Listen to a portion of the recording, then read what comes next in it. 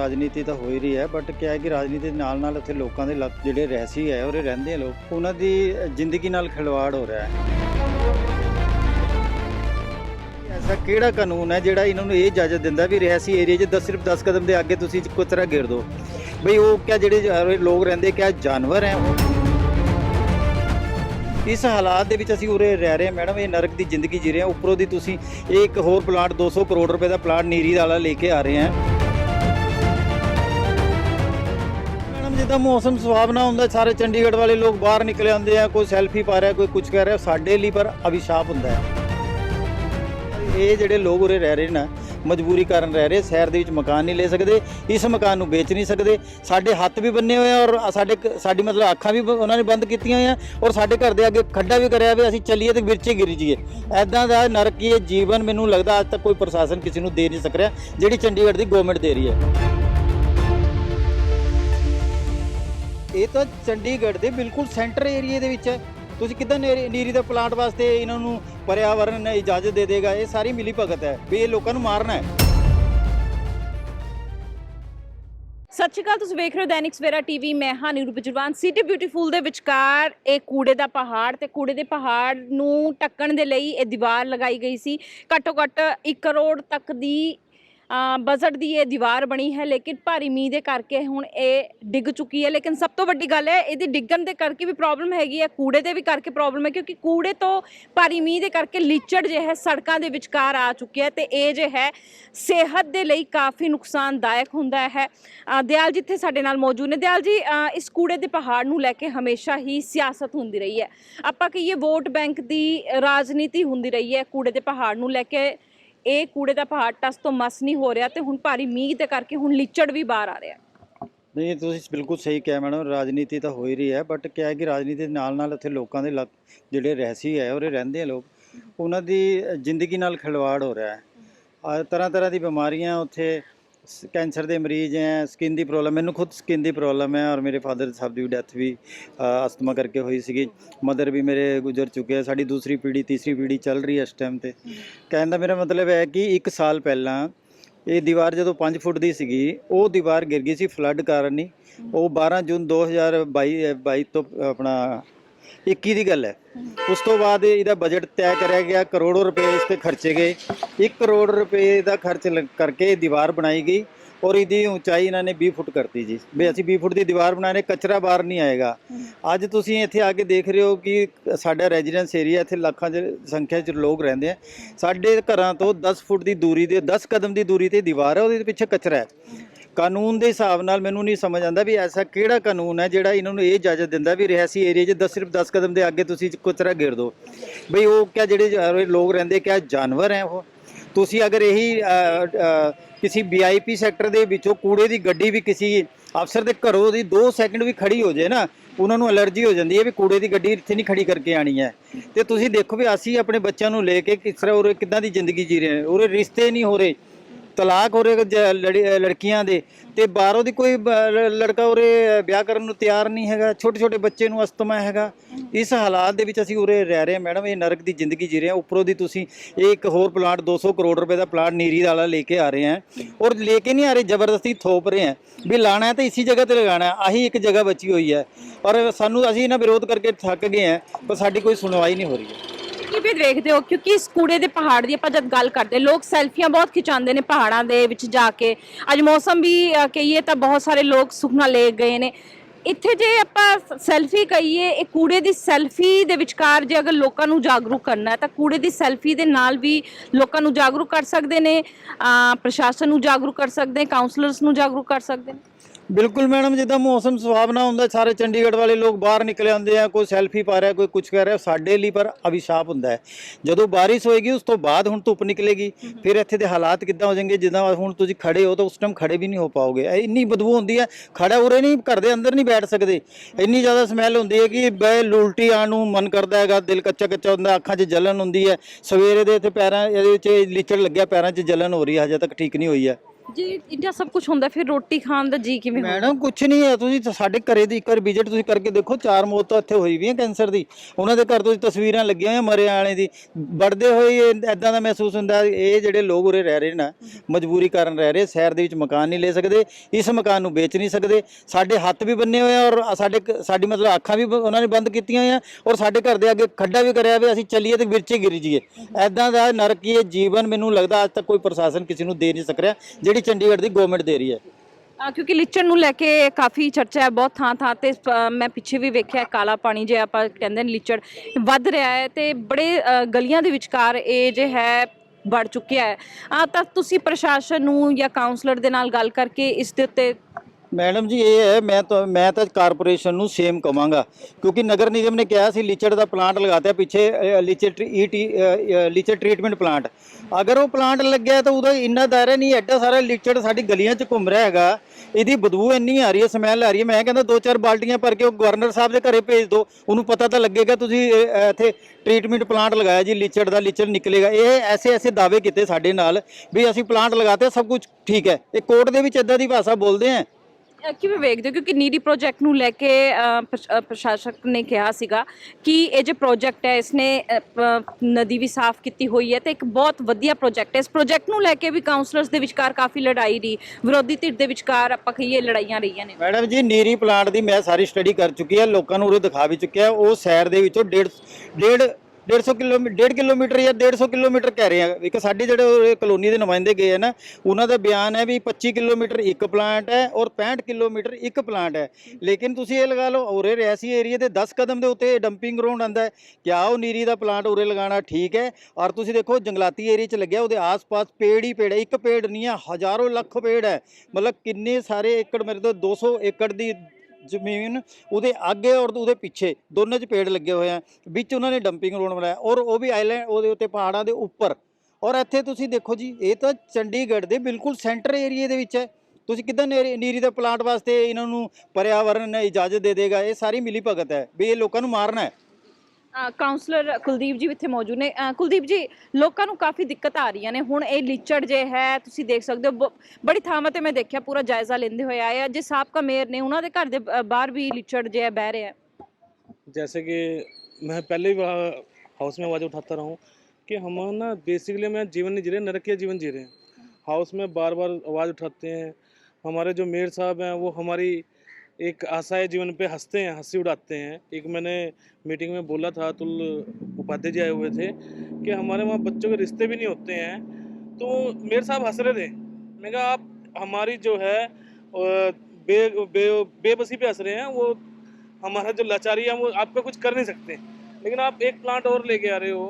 और नीरी कह रहा है मेरी टेक्नोलॉजी अच्छी है और जो प्रशासन अच्छी तरीके चलाएगा तो बढ़िया चलेगा। मैंने सिर्फ उनसे एक ही डिमांड की थी कि प्लांट लगाइए, बहुत अच्छा लेकर आइए, लेकिन यहाँ हमें बख्शिए इस बार इसे हमें ग्राउंड बना के दीजिए, हमारे बच्चों को भी जीने का अधिकार दीजिए। और बहुत से हमने उनके आगे गिड़गिड़ाए भी हैं, गवर्नर साहब के आगे भी गिड़गिड़ाए, आपने भी अखबारों में देखा, लेकिन गवर्नर साहब भी कोई बात सुनने के लिए तैयार नहीं थे। ਅੱਛਾ, ਕਿਵੇਂ ਵੇਖਦੇ ਹੋ? ਕਿਉਂਕਿ ਹੁਣ ਜੇ ਹਾਊਸ ਦੀ ਬੈਠਕ ਹੋਏਗੀ ਉਸ ਦੇ ਵਿਚਕਾਰ ਇੱਕ ਵਾਰ ਫਿਰ ਇਹ ਮੁੱਦਾ ਚੁੱਕੋਗੇ, ਕਿਉਂਕਿ ਕਰੋੜ ਰੁਪਏ ਦਾ ਬਜਟ ਦੀ ਇਹ ਦੀਵਾਰ ਬਣੀ ਹੈ, ਇਹ ਦੀਵਾਰ ਟੁੱਟ ਚੁੱਕੀ ਹੈ, ਲਿੱਛੜ ਬਹਿ ਕੇ ਘਰਾਂ ਦੇ ਵੱਲ ਆ ਰਿਹਾ ਹੈ। जरूर जी, मैं आवाज़ हमेशा शुरू से उठाते आया हूँ और इस बार जो हाउस होगा इस बार भी आवाज़ उठेगी।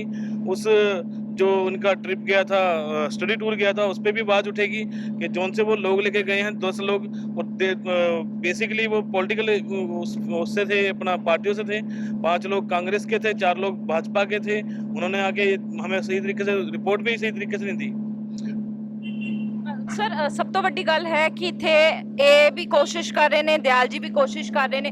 ਸਰ, ਤੁਸੀਂ ਇੱਥੇ ਵਸਨੀਕ ਹੋ, ਤੁਹਾਡਾ ਕੀ ਕਹਿਣਾ ਹੈ ਇਸ ਗੰਦਗੀ ਦੇ ਪਹਾੜ ਨੂੰ ਲੈ ਕੇ ਤੇ ਇਸ ਲੀਚੜ ਨੂੰ ਲੈ ਕੇ? ਮੇਰੇ ਪਿੰਡ ਤੋਂ ਚੇਅਰਮੈਨ ਵੀ ਹੈ, ਕਾਂਗਰਸ ਦਾ ਆਪਣਾ 26 ਨੰਬਰ ਵਾਰਡ ਤੋਂ ਪ੍ਰਧਾਨ भी है। इसी तो काफ़ी देर तो पहले लड़ रहे हैं। 14 तो पहले यहाँ पे मैम छोटी दीवारें थी और अच्छा ग्राउंड बना हुआ था, लोग सैर करते थे यहाँ पे, ग्राउंड में खेल भी थे, बच्चे मैच भी खेलते थे, सब कुछ खेलते थे। ठीक है जी, बड़े बड़े जो स्टार यहाँ से बन के गए हैं। पर 14 के बाद हमें यहाँ, मैं अब तो डुमारा कॉलोनी छोड़ दूँ, मौत की कॉलोनी कहना चाहूँगा, क्योंकि जिस हिसाब से लोग यहाँ मर रहे हैं दिन भर दिन, रोज़ आपको एक ना एक 2 बंदा मरा हुआ नजर आया। किसी घर में 3 मर गए, किसी में 2 मर गए। मैम क्या जी रहे हैं हम ज़िंदगी, किस लिए जी रही? सिर्फ आते हैं, आश्वासन दे दिया, यहाँ पे कह रहे हैं हमने कूड़ा उठाया है, आप आ रहे हो बार बार देखो खबरें लग रही हैं, जितना वहाँ से उठाया है कहाँ गया है?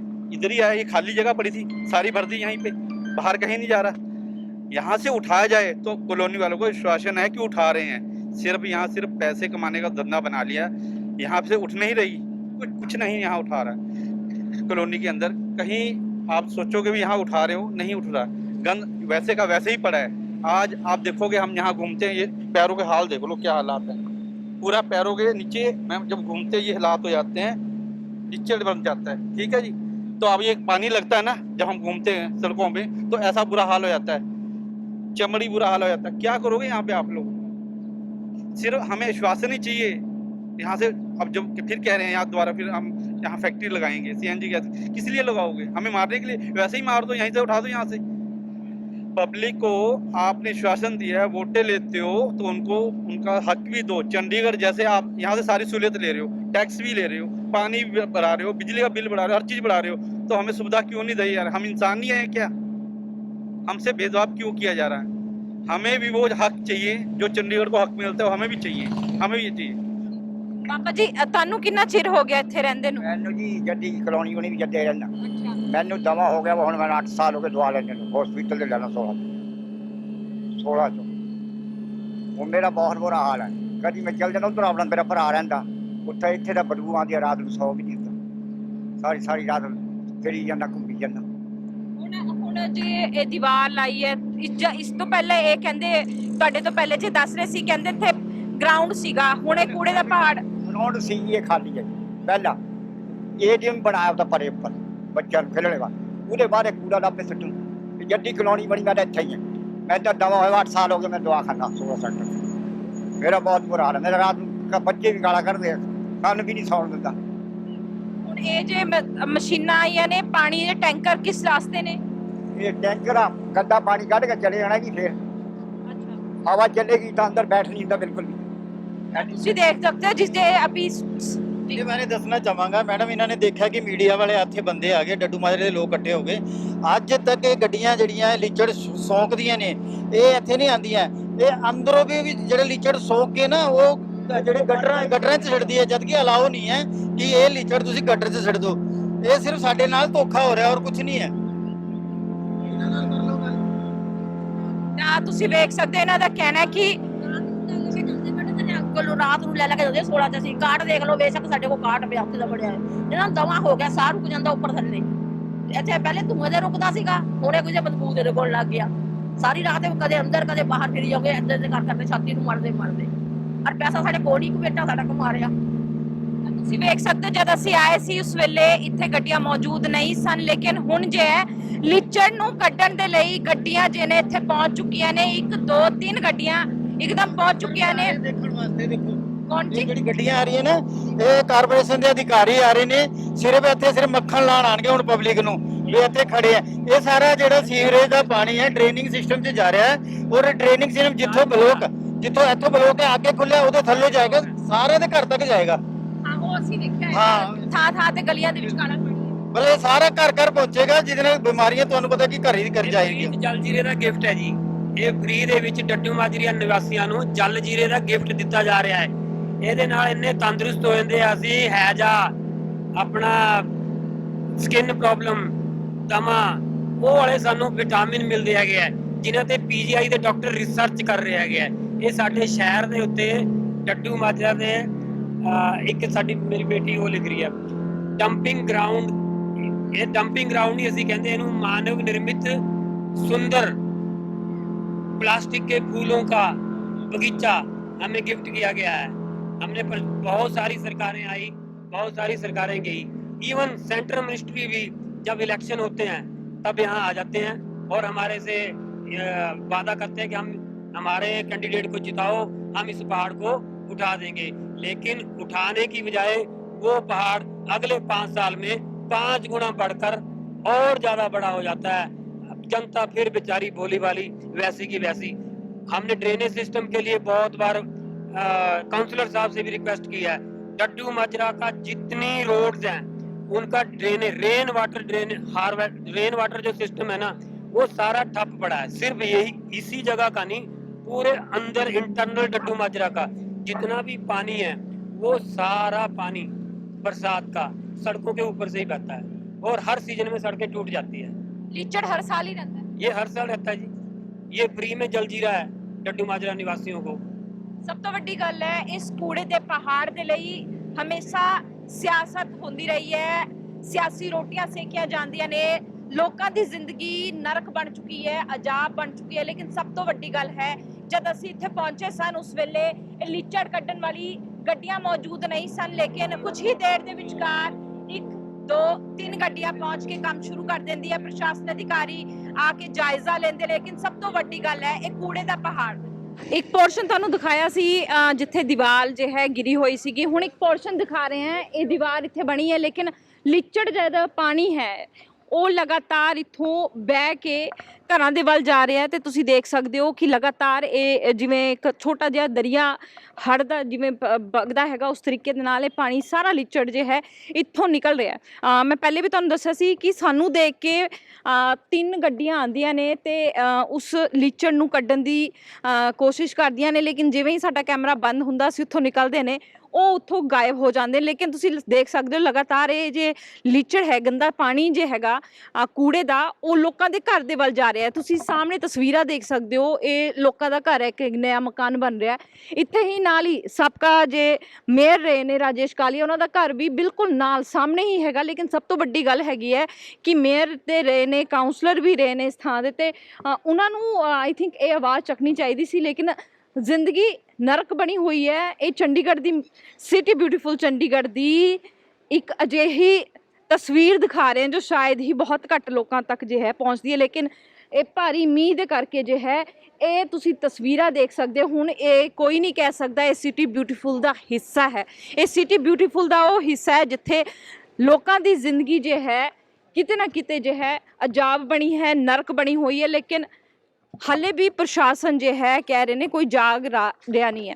ਤਸਵੀਰਾਂ ਲਗਾਤਾਰ ਤੁਹਾਨੂੰ ਦਿਖਾ ਰਹੇ ਨੇ ਕਿ ਦੇਖੋ ਇੱਕ ਪਾਸੇ ਲੀਚੜ ਬਹਿ ਰਿਹਾ, ਇੱਕ ਪਾਸੇ ਕਪਲ ਜੇ ਹੈਗੇ ਇਹ ਵੀ ਆਪਣੀ ਮੰਜੀ ਢਾ ਕੇ ਇੱਥੇ ਸਾਹਮਣੇ ਬੈਠੇ ਹੋਏ ਨੇ ਤੇ ਇਸ ਨਰਕ ਭਰੀ ਜ਼ਿੰਦਗੀ ਦੇ ਵਿਚਕਾਰ ਹਰ ਕੋਈ ਆਪਣਾ ਕੰਮ ਕਰ ਰਿਹਾ। ਲੇਕਿਨ ਸਭ ਤੋਂ ਵੱਡੀ ਗੱਲ ਇਹ ਹੈ ਕਿ ਲਗਾਤਾਰ ਲੋਕ ਬਿਮਾਰ ਹੋ ਰਹੇ ਨੇ। ਹੁਣ ਤੋਂ ਬਿਮਾਰ ਨਹੀਂ ਹੋ ਰਹੇ, ਸਦੀਆਂ ਤੋਂ ਹੋ ਰਹੇ ਨੇ ਜਦ ਤੱਕ ਇਹ ਕੂੜੇ ਦਾ ਪਹਾੜ ਬਣਿਆ। ਲੇਕਿਨ ਸਭ ਤੋਂ ਵੱਡੀ ਗੱਲ ਇਹ ਹੈ ਕਿ ਇਸ ਕੂੜੇ ਦੇ ਪਹਾੜ ਨੂੰ ਹਟਾਉਣ ਨੂੰ ਘਟਾਉਣ ਦੀ ਗੱਲ ਹਰ ਕੋਈ ਕਰਦਾ ਹੈ। ਹਰ 5 ਸਾਲ ਬਾਅਦ ਇੱਕ ਸਿਆਸੀ ਕਹੀਏ ਰੋਟੀਆਂ ਸੇਕਣ ਦੇ ਲਈ ਹਰ ਕੋਈ ਅੱਗੇ ਆਉਂਦਾ, ਲੇਕਿਨ ਇਹ ਕੂੜੇ ਦਾ ਪਹਾੜ ਵੱਧਦਾ ਜਾ ਰਿਹਾ ਹੈ। ਸਵਾਲ ਲੋਕਾਂ ਦਾ ਸਿਰਫ ਇਹ ਹੈ ਕਿ ਨਰਕ ਭਰੀ ਜ਼ਿੰਦਗੀ ਤੋਂ ਅਸੀਂ ਕਦੋਂ ਬਾਹਰ ਆਉਣਗੇ। ਕੈਮਰਾਮੈਨ ਦੀਪਕ ਦੇ ਨਾਲ ਨੀਰੂ ਬਿਚਰਵਾਨ, ਦੈਨਿਕ ਸਵੇਰਾ ਟੀਵੀ।